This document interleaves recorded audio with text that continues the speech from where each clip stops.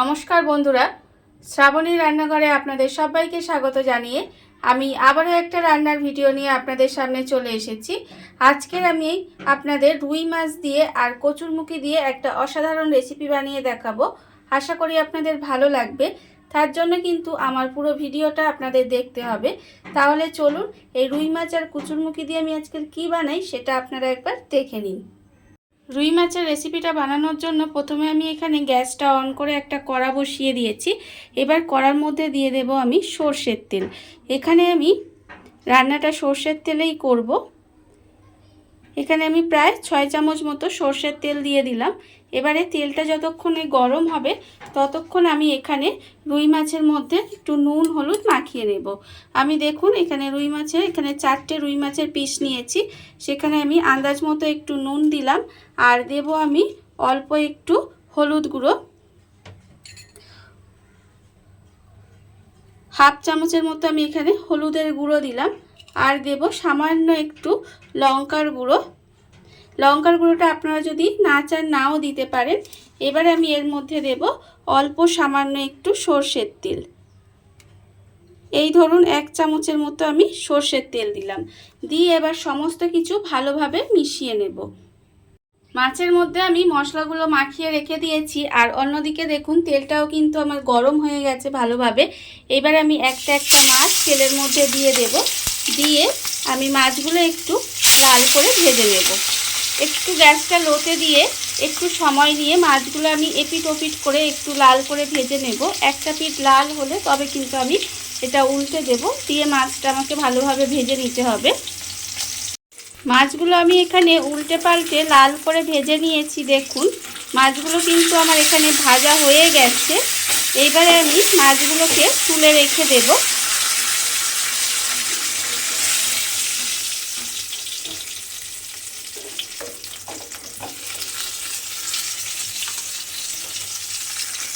মাছগুলো আমি এখানে তুলে রেখে দিয়েছি আর আবারও কিন্তু ওই তেলের মধ্যে মাছগুলো দিয়ে সমস্ত মাছগুলো আমি এইভাবে আগে ভেজে নেব।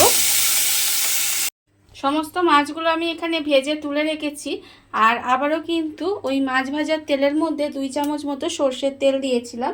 তেলটা আমার এখানে গরম হয়ে গেছে। এইবারে আমি এই তেলের মধ্যে দিয়ে দেব প্রথমে পেঁয়াজ কুচি। এখানে দেখুন আমি একটা মাঝারি সাইজের পেঁয়াজ একটু সরু সরু করে কুচি করে রেখেছি। সেই পেঁয়াজটা আমি তেলের মধ্যে দিয়ে দিলাম। দিয়ে পেঁয়াজটা আমি একটু হালকা করে প্রথমে ভেজে নেব। পেঁয়াজটা আমার এখানে হালকা করে ভাজা হয়ে গেছে। দেখুন আমি কিন্তু খুব লাল করে পেঁয়াজটা ভাজিনি, হালকা করে ভেজে নিয়েছি। এইবারে আমি এই সময় দিয়ে দেব হাফ চামচ মতো রসুন বাটা। দিয়ে আমি কিন্তু আবারও একটু ভাজা ভাজা মতো করে নেব রসুনটা দিয়ে, যাতে রসুনের যে একটা কাঁচা গন্ধ আছে সেটা চলে যায়। জাস্ট একটু সময় রসুনটাকে একটু তেলের মধ্যে ভেজে নিয়েছি। এবারে আমি এর মধ্যে দিয়ে দেব টমেটো। দেখুন এটা এখানে একটা ছোট সাইজের টমেটো আমি লম্বা লম্বা করে একটু কেটে রেখেছি। সেই টমেটোটা আমি এর মধ্যে দিয়ে দিলাম। দিয়ে এইবারে আমি এর মধ্যে দিয়ে দেব নুন। এখানে আমি আন্দাজ মতো নুনটা দিয়ে দেব। নুনটা দিয়ে আমি আবারও কিন্তু খুব ভালোভাবে মিশিয়ে নেব নুনটা। আর এই সময় কিন্তু আমি এর মধ্যে আলু আর কচুরমুখী এখানে লম্বা লম্বা করে কেটে রেখেছি, সেই আলু আর কচুরমুখীটা এখানে দিয়ে দিলাম। দিয়ে এবার সমস্ত কিছু একটু ভাজা ভাজা মতো করে নিতে হবে। আপনারা চাইলে কিন্তু এই আলু আর কচুটা আলাদা করে ভেজেও রান্নাটা করতে পারেন। আমি এইভাবে করলাম। এতে কি হয়, রান্নাটা তাড়াতাড়ি হয়েও যায় আর খেতে কিন্তু এমন কোনো ডিফারেন্স হয় না, খেতে কিন্তু ভীষণই ভালো হয়। আলু আর কচুটা আমি দেখুন এখানে একটু ভাজা ভাজা করে নিয়েছি। এইবারে আমি এর মধ্যে দিয়ে দেব গুঁড়ো মশলাগুলো। এখানে আমার আছে হাফ চামচ হলুদ গুঁড়ো, হাফ চামচ লঙ্কার গুঁড়ো, হাফ চামচ ধনের গুঁড়ো আর হাফ চামচ জিরের গুঁড়ো। সমস্ত গুঁড়ো মশলাগুলো আমি এখানে দিয়ে দিলাম। দিয়ে এইবারে আমি এর মধ্যে দিয়ে দেব অল্প সামান্য একটু জল। অল্প একটু জল কেন দিয়ে দিলাম, যেহেতু গুঁড়ো মশলা আমি দিয়েছি সেই জন্য অল্প একটু জল দিলাম যাতে তলায় পুড়ে না যায়।